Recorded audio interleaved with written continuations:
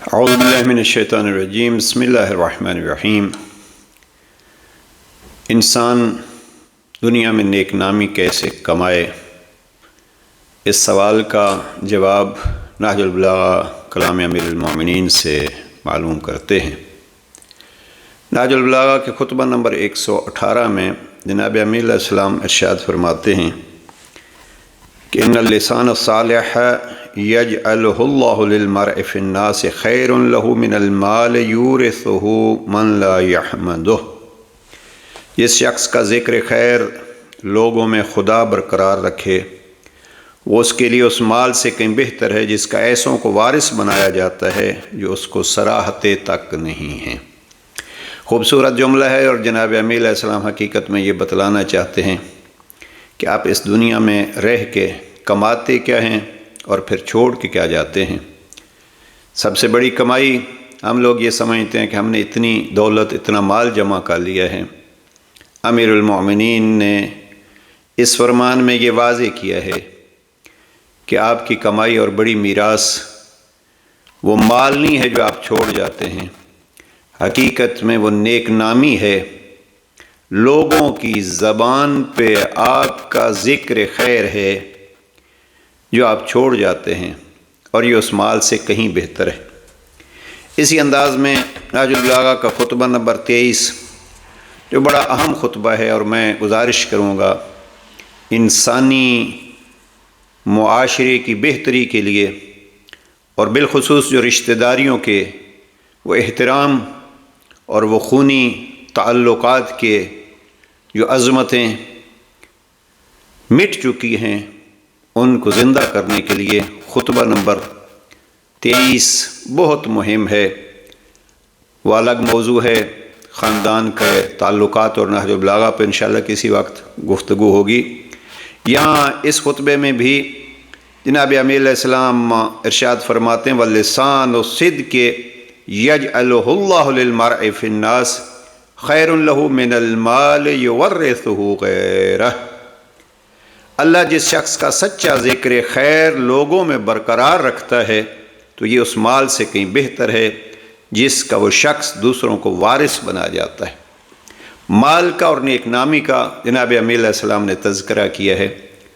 حقیقت میں جناب امیر علیہ السلام نے دونوں فرامین میں نیک نامی کا ذریعہ اللہ سبحانہ وتعالیٰ کی ذات کو قرار دیا ہے کہ اللہ جس کی نیک نامی لوگوں کی زبانوں پہ رکھ دیتا ہے۔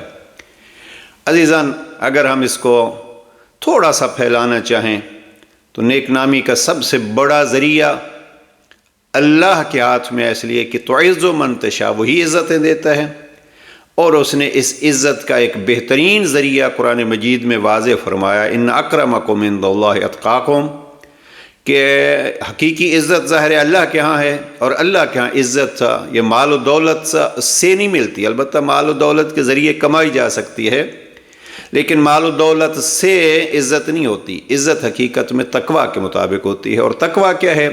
یہاں اگر تقویٰ کی مختصر وضاحت کروں تو یہی بنتا ہے کہ تقویٰ یعنی اللہ نے مال دیا ہے، جہاں اس مال کو خرچ کرنے کا حکم دیا ہے اس کے حکم کے مطابق اس مال کو خرچ کرنا یہ تقویٰ ہوگا، اور جس کے پاس تقویٰ ہوگا وہی اس کو عزت ملے گی اور اللہ کے ہاں وہ عزیز ہوگا۔ تو ایک چیز ذہن میں رکھیے کہ اگر ہم اس دنیا میں نیک نامی کمانا چاہتے ہیں تو مال کے ذریعے سے نیک نامی نہیں ہوتی، لیکن مال ذریعہ بنتا ہے۔ دونوں فرامین میں اگر آپ اس خطبہ 23 کے الفاظ کو دیکھیے تو جناب امیر علیہ السلام فرماتے ہیں کہ انسان جتنا بھی مالدار ہو جائے وہ اپنے خاندان سے غنی اور اس سے یعنی بے پرواہ نہیں ہو سکتا۔ اس لیے جناب امیر علیہ السلام نے بہت ساری وضاحت فرمائی ہے۔ لہٰذا میں جو ان دونوں خطبات کے جملات سے سمجھا وہ یہ ہے کہ اللہ مال دے تو مال کے ذریعے سے دوسروں پر احسان کیجئے، اور اس کو دوسرے لفظوں میں کہا جاتا ہے سخاوت سے کام لیجئے۔ سخاوت سے بھی بڑھ کے ایک اور مرحلہ ہے ایثار سے کام لیجئے، یعنی آپ کے پاس اتنا ہے کہ یا آپ اپنے آپ پہ خرچ کریں یا دوسروں پہ خرچ کریں، تو پھر ایثار یہ ہے کہ دوسروں پہ خرچ کریں۔ وہ ہے مال ہی، لیکن اسی مال کے ذریعے سے آپ نے دوسروں کی نگاہوں میں، دوسروں کی زبانوں پہ ذکر خیر پایا ہے۔ تو تو یہ مال اگر ہو تو جناب امیر علیہ السلام نے یہ فرمایا کہ اس مال سے بہتر وہ ذکر خیر ہے، لیکن اسی مال کے ذریعے سے آپ ذکر خیر کما سکتے ہیں، اور وہ کیا ہے؟ دوسروں پہ احسان کیجئے، دوسروں کے ضروریات کو پورا کیجئے، یعنی اس کو یوں کہہ سکتے ہیں کہ مال میں سخاوت کیجئے تو آپ کے نیک نامی کا سبب بن سکتی ہے۔ ایک چیز جو جناب امیر علیہ السلام نے نہج البلاغہ کے مختلف مواقع پر ارشاد فرمایا، نیک نامی کمانے کے لیے وسعت قلب، وسعت صدر چاہیے۔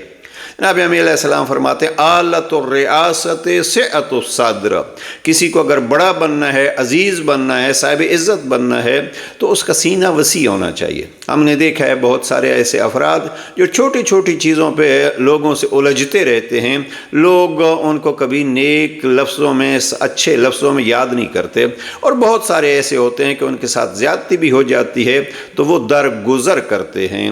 رات کو ہم ایک محفل میں تھے اور ہم حقوق العباد کی بات ہو رہی تھی، تو وہاں عزیزوں سے اور اپنے آپ سے یہ عرض کر رہا تھا کہ دیکھیے اب ہم یہاں اس وقت بیٹھے ہیں جس وقت آپ سماعت فرما رہے ہیں، ہم بول رہے ہیں، کیا ہم اتنی ہمت رکھتے ہیں کہ یہ کہیں پروردگار ہم دوسروں کو معاف کرتے ہیں تو ہمیں معاف فرما دے؟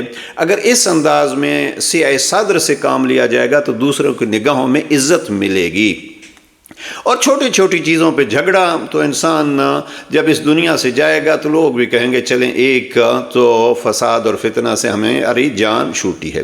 تو ایک ہے سخاوت اور دوسرے ہے سعہ صدر۔ تیسری چیز اور آخری چیز جو عرض کرنا چاہتا ہوں وہ یہ ہے کہ آپ خود پسندی سے نکلیے۔ ہم اکثر یہ چاہتے ہیں کہ ہم اپنی تعریف کریں گے، ہم اپنے کاموں کو بڑھا چڑھا کے، منافق کی نشانی معصوم نے یہ بتلائی ہے کہ اپنے چھوٹے سے کام کو بڑا سمجھتا ہے، دوسروں کے بڑے کام کو چھوٹا سمجھتا ہے۔